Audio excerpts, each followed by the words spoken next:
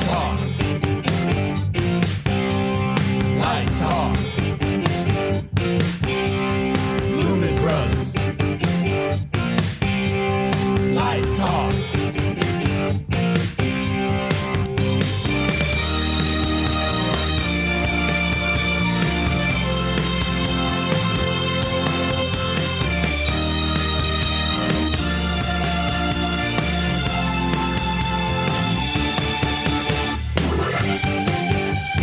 Good morning. This is Stan in Gainesville, Florida, and you are listening to Light Talk. Hi, this is Steve in Dallas, Texas, and today we are speaking with another great designer on Light Talk. And this is David in beautiful Long Beach, California. And if you don't already know, you are listening to Light Talk, and we are the Lumen Brothers.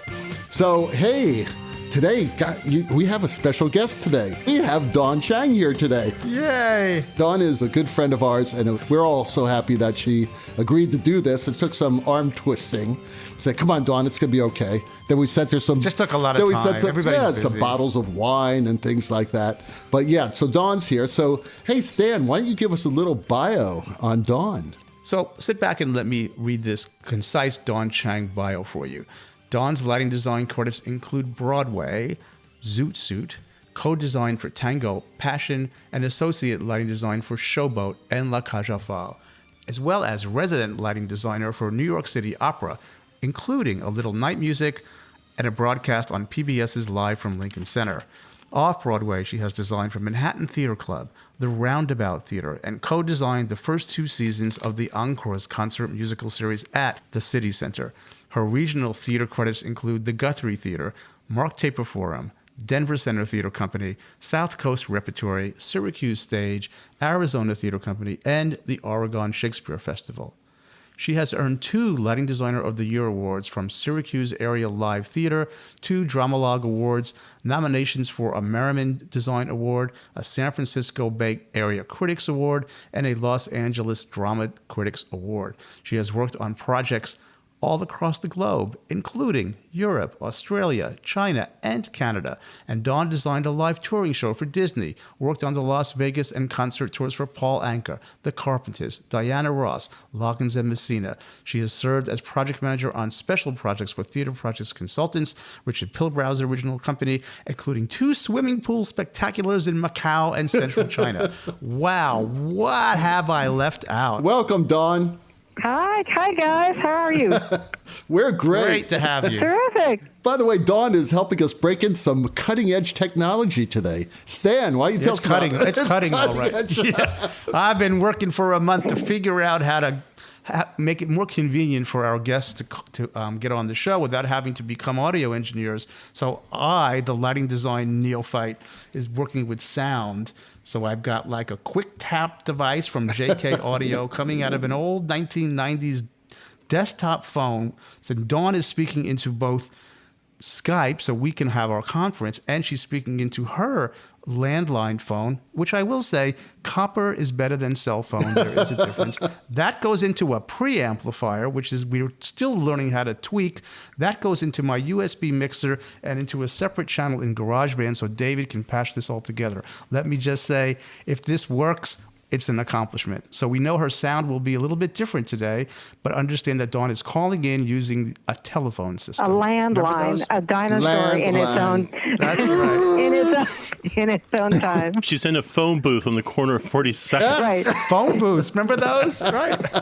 So Dawn, you've been at South Coast Rep, but you didn't look me up. That was probably before you were there. Oh, South Coast. I was there actually just a couple years ago. Like I said. Yeah. Giving you guilt. I was looking longingly up towards in your direction, but we were not being released out of tech. Yeah. Okay. I'll let it go this time. But next time, please look me up. Absolutely. He has a nice house. He's by the beach. We'll give you a drink. Yeah, Long Beach is great. I'm so sorry. We were so close. I was probably out of town anyway. Right. Yes. Anyway, but welcome to the show. You know, you've got such an amazing career, and there's so much we want to talk about in like 45 minutes. But let's get started. Why don't you tell us what it was like to be on the road as lighting director for Paul Anka? Well, that was always an adventure. We had kind of two modes that we worked in. There were the one-night performances, which were during the summer. So there was probably a 30-day stretch where we were in a different city in a different amphitheater doing the show. So every day felt like you were aging by another year, just because you're up at the crack of dawn, loading in, focusing the show, doing the show, loading out, getting a shower in the dressing room before we headed off to the next city. We were it wasn't a bus and truck, so we were all flying. As a matter of fact, the company manager for the tour was actually a group tours agent from United Airlines. And I remember the very first day of the tour, as you got on the bus to go to the airport, he handed you a stapled stack of, this is in the days of printed airline tickets. Right, I remember that. So it was the stack for the summer. So you had in your hands literally thousands of dollars of airline tickets, and he said, don't lose it. Wow. so that's what that was. So it was in the early part of my career, and it was a great learning experience in the sense that, if we were doing 7 shows that week in 7 different cities, if you didn't get something right today, you had 6 other chances this week to figure out how to make it work, which was great. Repetition, lots of just over and over and over and over, and going to different venues every single day between Canada and the United States. Sometimes you'd load in all the company switches would be stage right. Next venue you're going to, they're going to be stage left, so you're going to flip everything around. I was the one who directed all the stuff coming off the truck. That goes down left, that goes up right, that goes into the dressing rooms, and on and on and on. And then you had to flip it in your head if like I said, the company switches were on the other side of the stage. And you were calling the spots to a crew you just met that day. And so you were calling a show cold to a different set of spot ups every single night. Yeah, a few weeks ago, we were talking about being the shot caller, and there was that great animated video of the actual shot caller for Pink Floyd's 1972 tour. Have you seen that? It's on YouTube, or just go onto our Facebook group page. It's really hysterical because it's like working with new people every night, and some of them aren't very experienced. Right. So, yeah, I think I've actually seen that. And so I learned how to get it down to the least number of syllables. And, so it wasn't these long, drawn-out setups and warns. And also to be as concise about the information as possible. One of my early not thinking it through completely was, for a sort of impromptu bow for somebody, I said, and spot 2, pick up the guy with the red vest. There just happened to be 5 guys in red vests on the stage. So the question was, which one? So I had to be more specific. The guy, get the guy on the drums. The drums. So, that's those things in the middle. Right. So the guy in the middle. So that's what I mean, that you had 6 more chances this week to get that right. You go, okay, I want to do that. Scratch that one off the list. Let's move on to the next. and for somebody coming out of school and starting the first few years of their career, whether it's touring and dance, I was touring with a concert act. That's a great way to get a really condensed amount of experience in a short amount of time.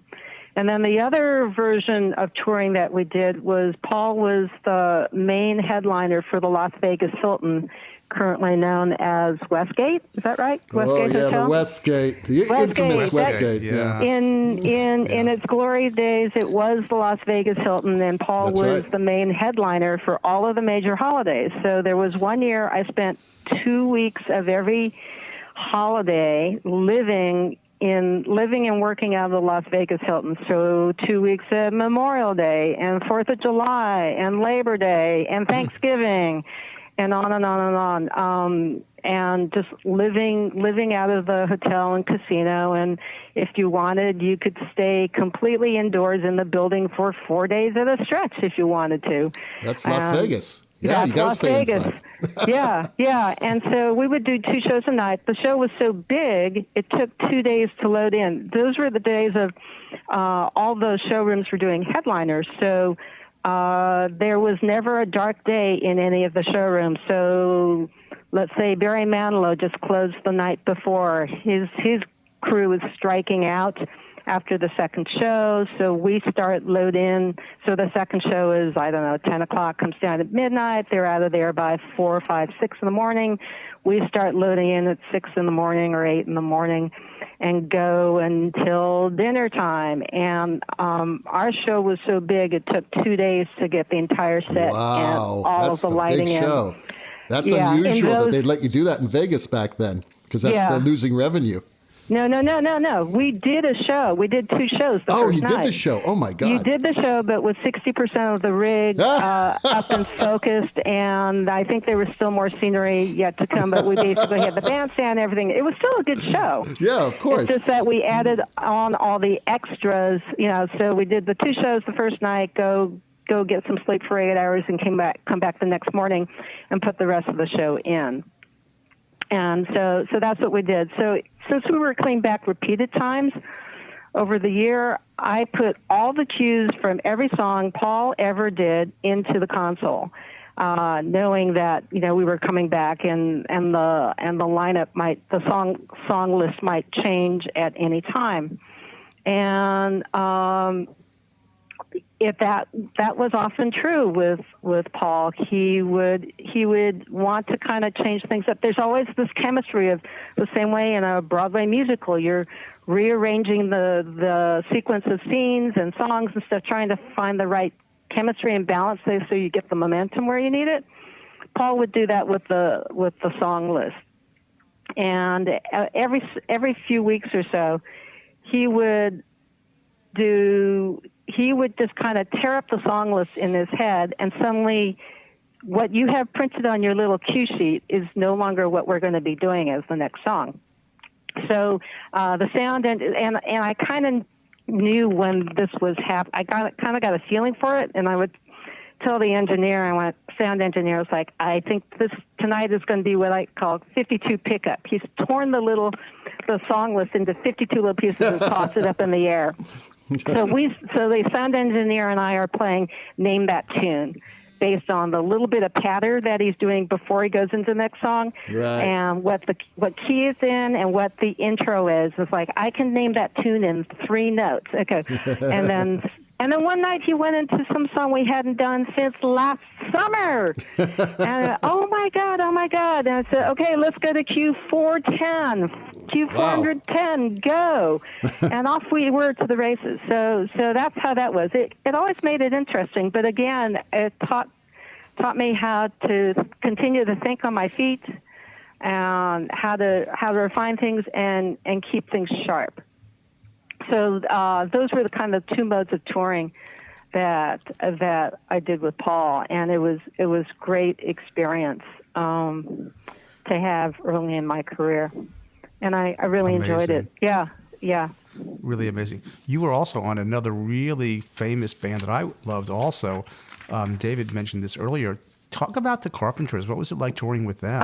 It was great. I mean, first, immediately, this is dating me.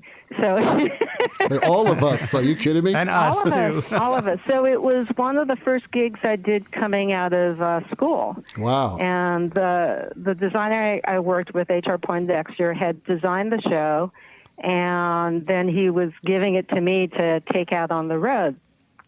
So this was more, we were going to theaters as opposed to amphitheaters or casinos. Nice.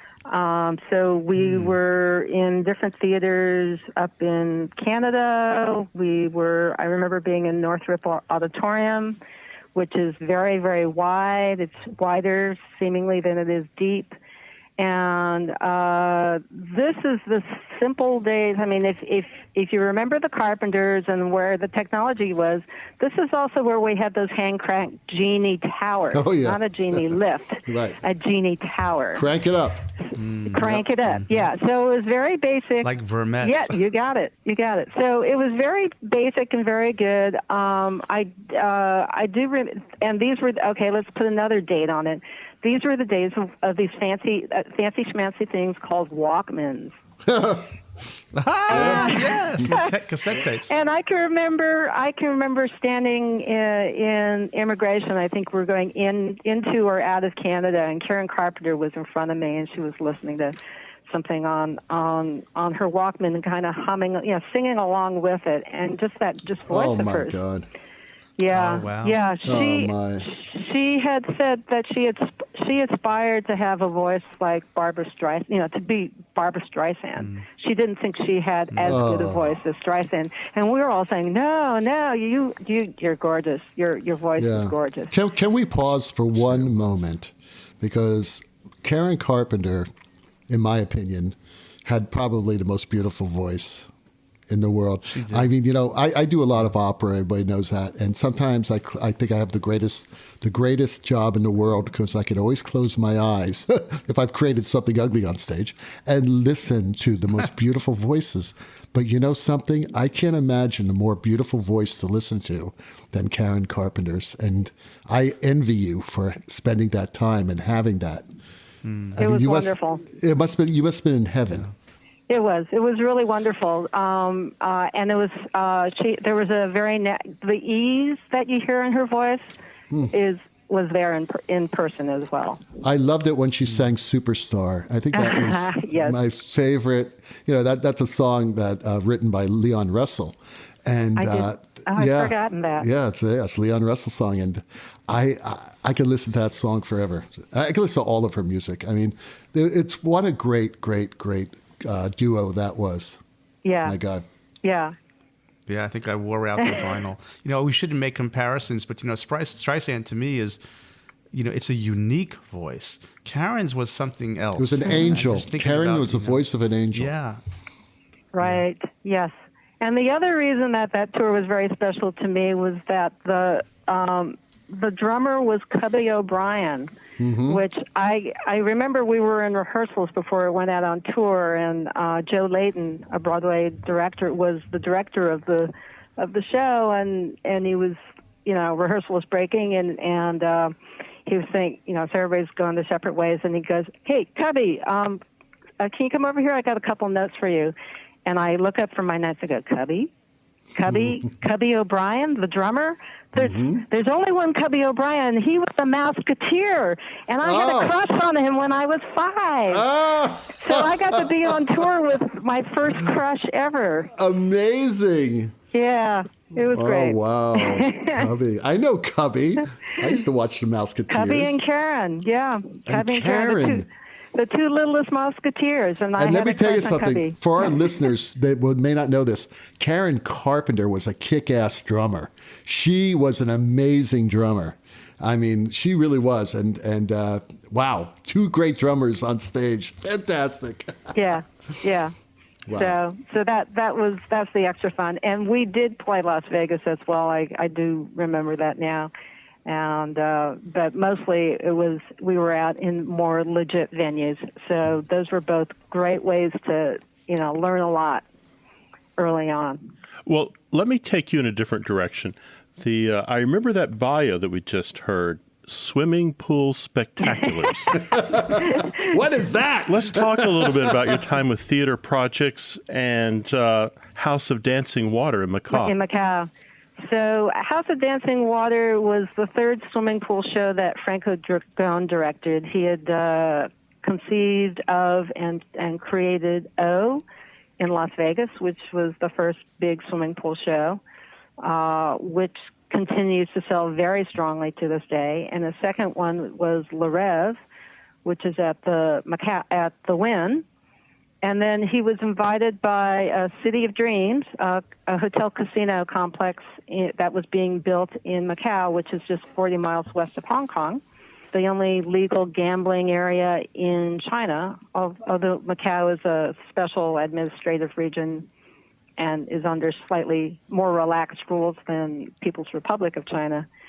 So Franco said yes to this, and Theater Projects was retained to be the theater consultants on the design and planning of House of Dancing Water.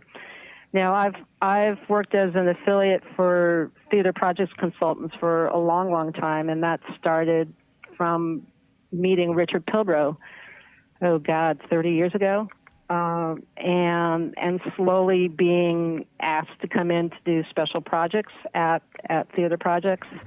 And then when Theater Projects got the House of Dancing Water gig, the partners were going to Richard, he was still running the company, and said, so who do we know that A, has enough time to dedicate to this project, because all the other project managers in the office carry any place from 6 to 16 projects on their plate at any given time.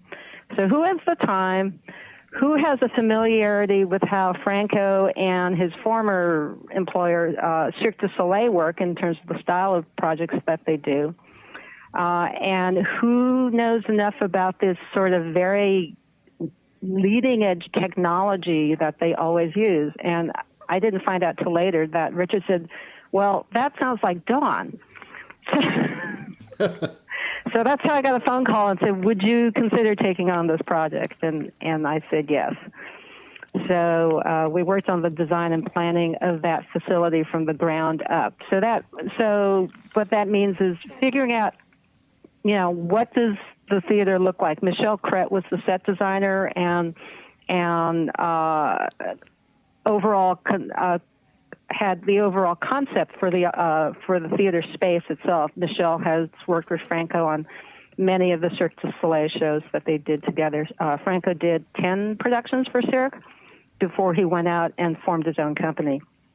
So Michelle went back to the original 270 degree wraparound seating that you often saw in the tent shows that Cirque did.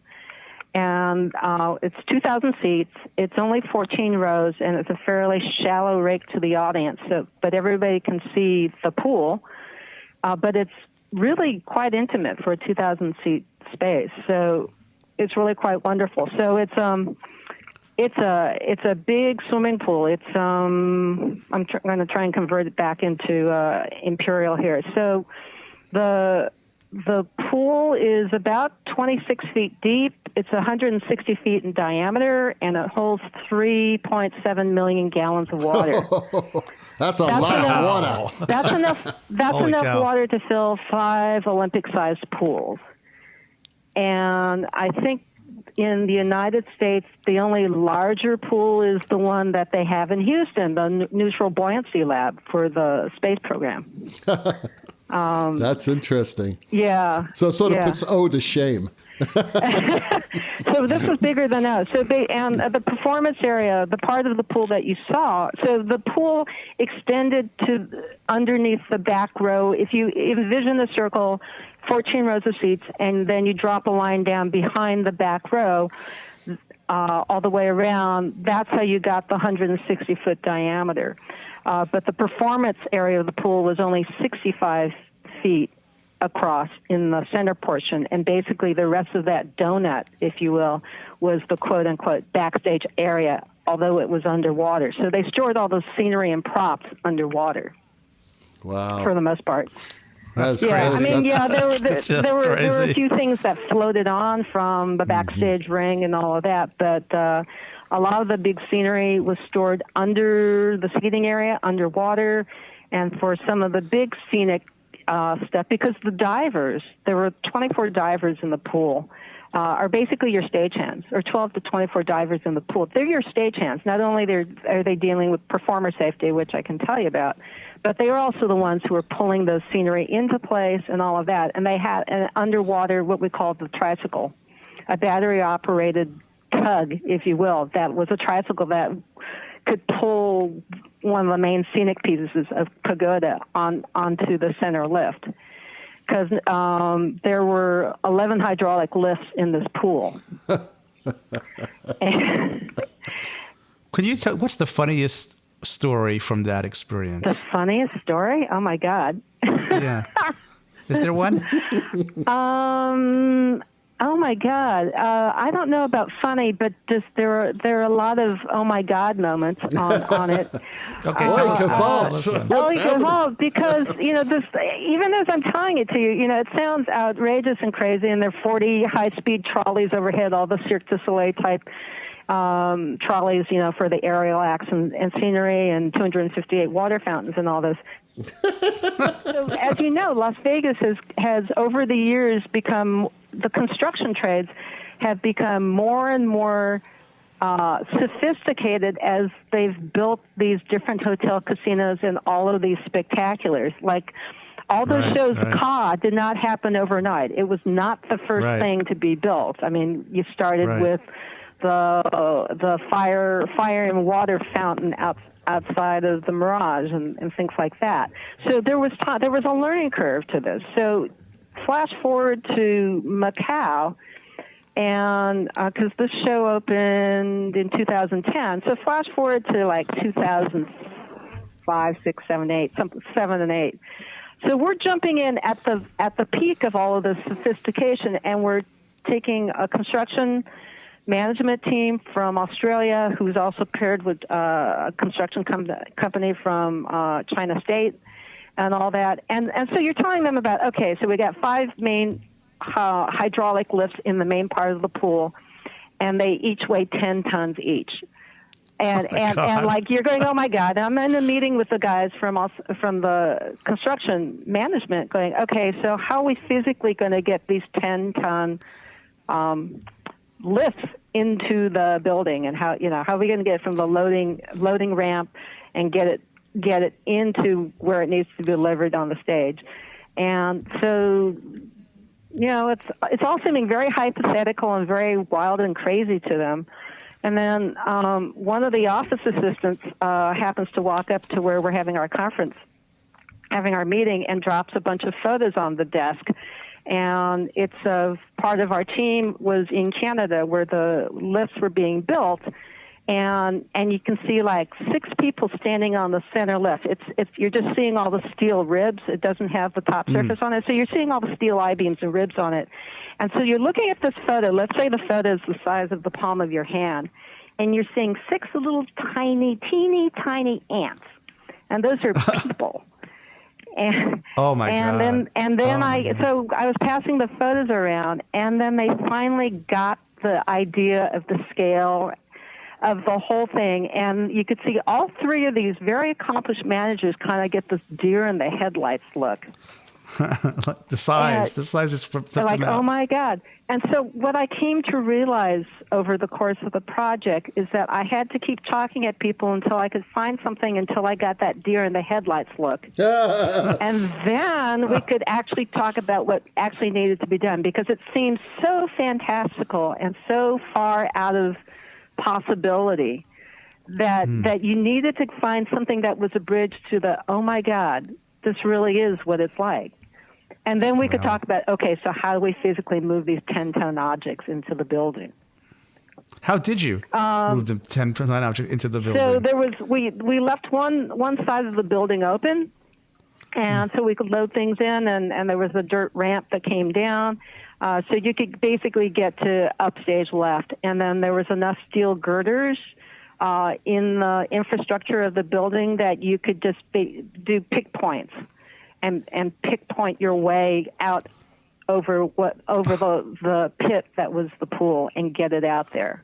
But I needed to have their engineers verify that, yes, the steel could handle it. Yes, you could do the pendulum points to move these objects along the way. I mean, this opening was large. We intentionally left the opening large enough so that you could get heavy machinery into the building to do all this kind of work. So, can I ask a follow-up on this? Dawn, did you have an engineering background, and you were a woman at this time working really in the construction trades? That's right. How was that? And did you have the background to speak their language? Yes Yes, and yes, and yes, sort of, and yes. So what it is, I'm the daughter of an engineer. So my Okay. dad was an engineer in Silicon Valley, and basically he was an inventor. He worked for Admiral, and he first started working with Admiral, and he helped invent the color television. We work with Philo Farnsworth? He probably did, yeah.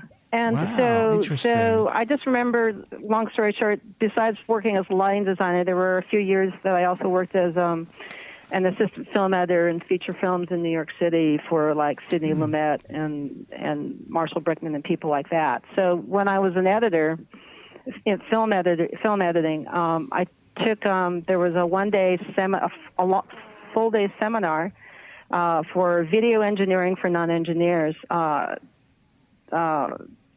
Led by the head of video engineering for ABC in New York. So I went to do that, and it was all very cool. And we learned about the history of where black and white television overlapped with color televisions,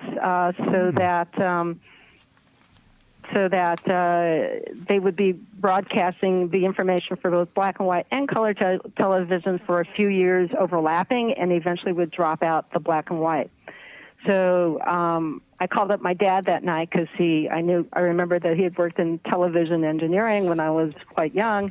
And I said, "Hey, Dad, I just learned in this seminar that they put the color television information on a subcarrier frequency of black and white for a few years until they dropped out black and white." And he went, "Yeah, and that subcarrier frequency is blah, blah, blah point." And he took it out to 10 decimal points. I said, "How did you know that?" He says, "I'm the one who developed that subcarrier frequency." Wow. That leads to the next question in a way.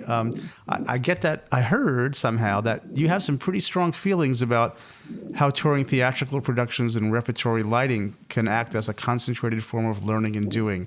Tell us about that. Well, we talked a little bit about concert tours, and the same thing is also true of theatrical tours and repertory lighting. So let's start with repertory lighting first.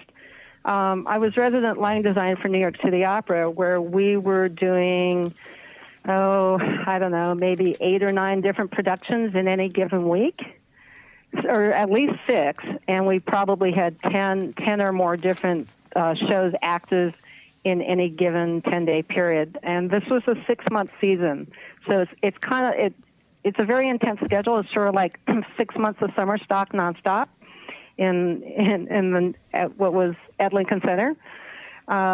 So if you had Madame Butterfly performed last night, when the crew came in the morning, they would strike Madame Butterfly, and then they're going to set up the set for Tosca for an afternoon tech. We'll tech it for about 3.5, 4 hours.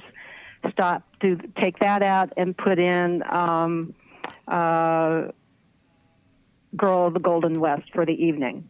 So that means we're doing 2 changeovers a day, and I'm refocusing lights twice a day, 6 days a week for 6 months. And every time I stepped on stage, I had about an hour and 15 to focus 100 to 150 lights. And I was focusing usually about 1,000 lights per week.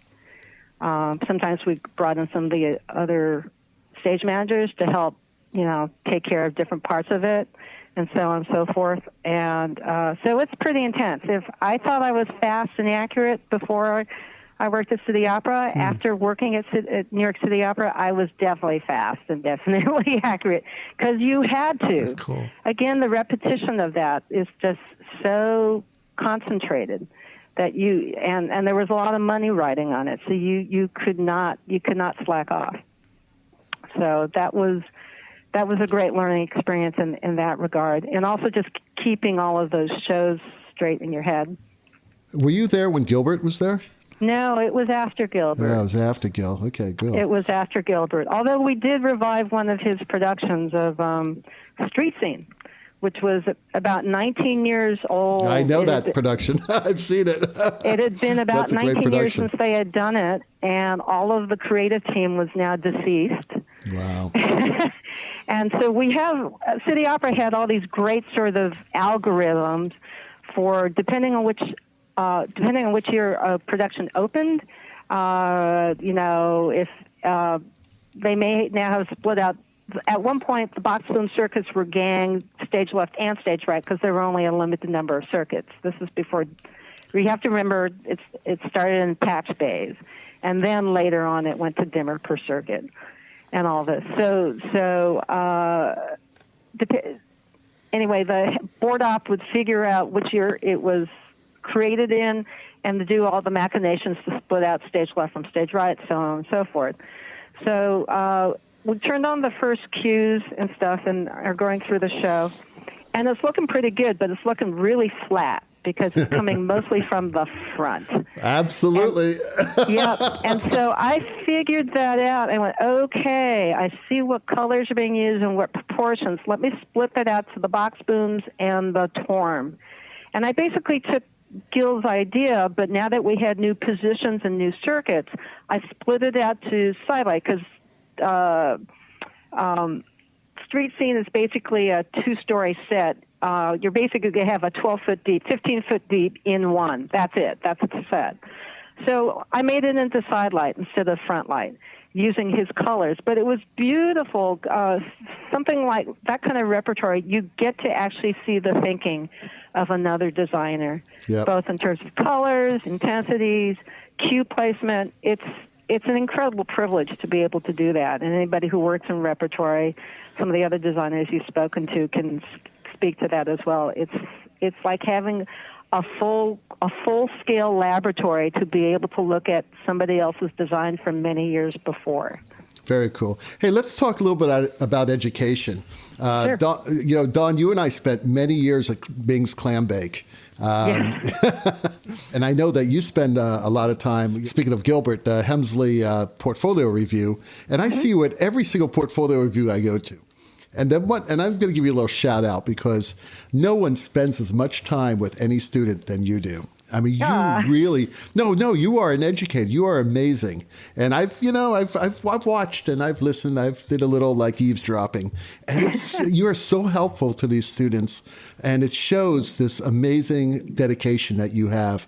So I want to thank you for all the students that had the pleasure of spending time with you. But let's talk about the Wasserstein project, a theater development fund. Tell us more about that. Okay.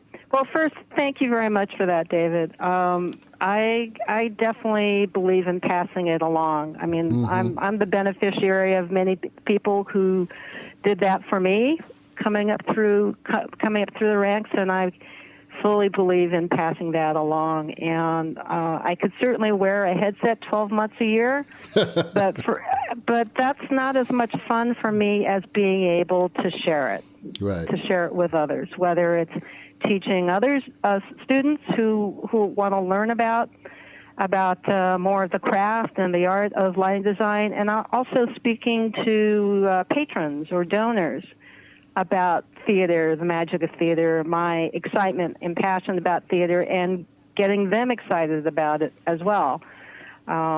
Is all part.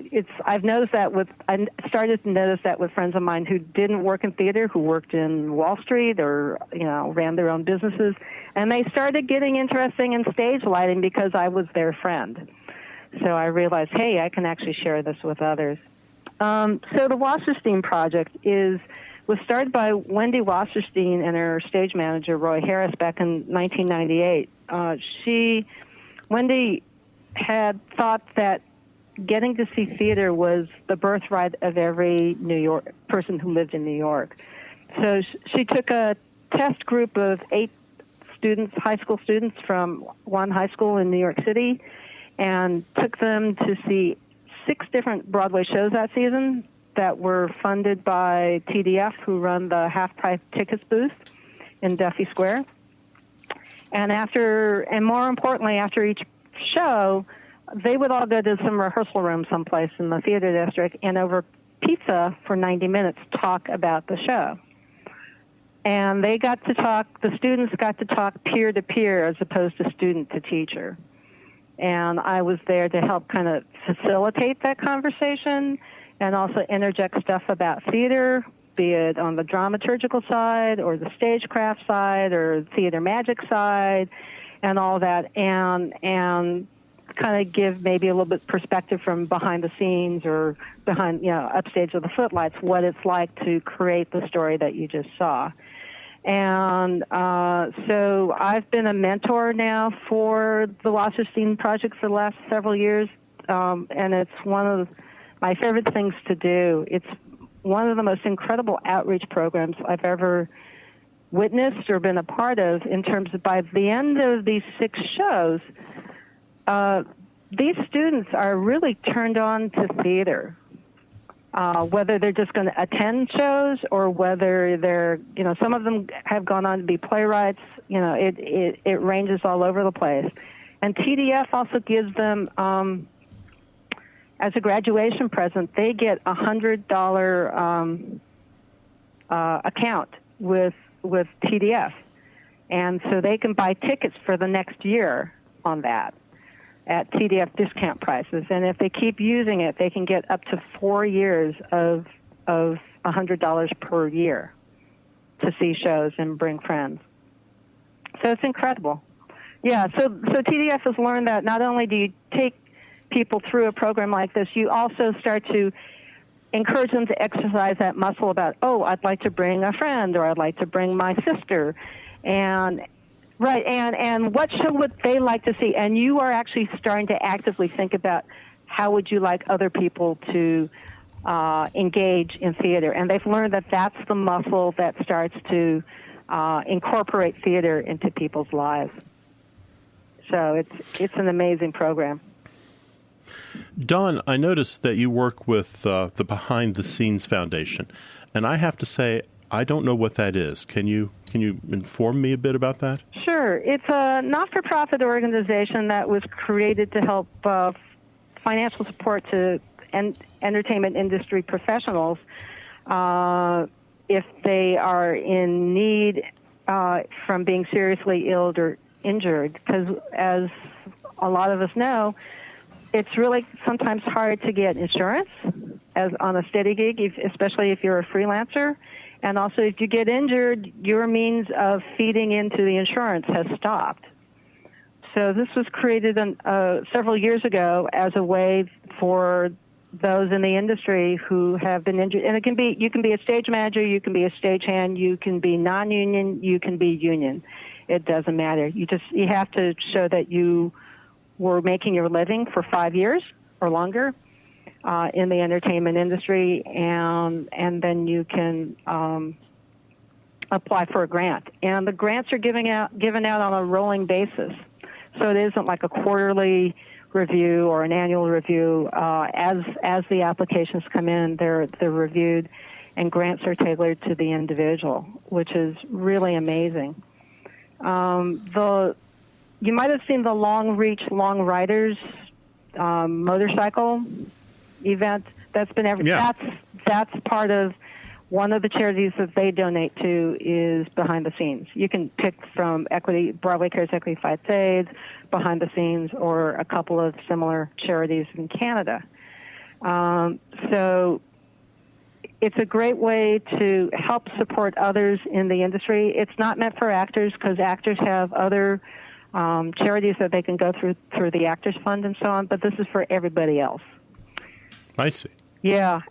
And Awesome. and That's the great. other part, which is really cool, which I learned when I joined the board of Behind the Scenes, was Amazon, and some people know this already, Amazon has a sister website called smile.amazon, where it's still Amazon with all the same prices and everything, but you can pick a charity to which Amazon will donate a percentage of your purchase. Wow, I didn't know that. That's fantastic. Yeah. So if you want to, I selected Behind the Scenes as the charity that I donate to, which is really great. And if you want your prop department and your costume department to use smile.amazon, it'll just keep shipping in. Very cool. Yeah. Wow. So it's cool. So you can either go to just type in smile.amazon and do that. Also on the Behind the Scenes, it's behindthescenescharity.org. There's also a link to Smile, Amazon Smile.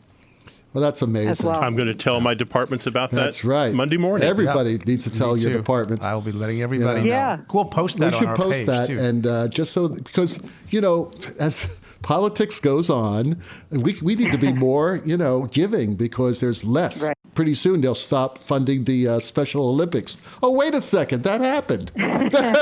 Well, no, he overruled his. David, you're I so know, clever. but he actually Slip that in there. overruled it after all the crazy feedback on that. But yeah, but anyway. Hey, guess what? We are out of time. So, Take us out, not David. yet, Hold because it. we gotta- Hold it. No, Yeah, Hold it. we're not out of time. We're not. We have time. No, we have time to thank Dawn. Yes, that's what I was going to say. Taking the time to be on this episode. Well, thank you. Of course. It's been a great and fun. for working with me very patiently and generously to get this new technology working. I've been watching the waveforms and making slight adjustments, and hopefully you're going to sound good. I hope so too. I hope this technology works for you and works for you going into the future as well. Yeah, well, you're added to the lexicon, the pantheon of guests on Light Oh, my Talk. God. Fantastic. I don't know. Thank you. You may regret that, Don. I think Ann McMills is really, really second guessing her choice here. But but anyway, thank you, Dawn. You are fantastic, and you and I have spent a lot of our careers looking at each other across the room, and it's just really wonderful. The work you do, the obviously the charitable work, the educational work, and of course your beautiful design work. So thank you for adding to the beautiful world that we take in. So Well, thank you guys. And we have to get her a hat, probably. She needs a hat. Give her a hat, for God's sakes. The least we can do. But anyway, that Hammond organ solo in the background tells us that once again you've spent another morning listening to Light Talk. Be sure to follow us on our Facebook group and subscribe to the podcast. You can find us on any of your local favorite providers, and be sure to subscribe to Light Talk itself. That way you won't miss 1 second of crazy Lumen insanity. No guarantee is offered regarding the accuracy of any statements or opinions made on this podcast. And if you jump into a big pool or decide to litigate, the law firm of Flecht, Flocked, Flare, and Glare and their paralegal Snoot will defend us until our retirement funds are depleted.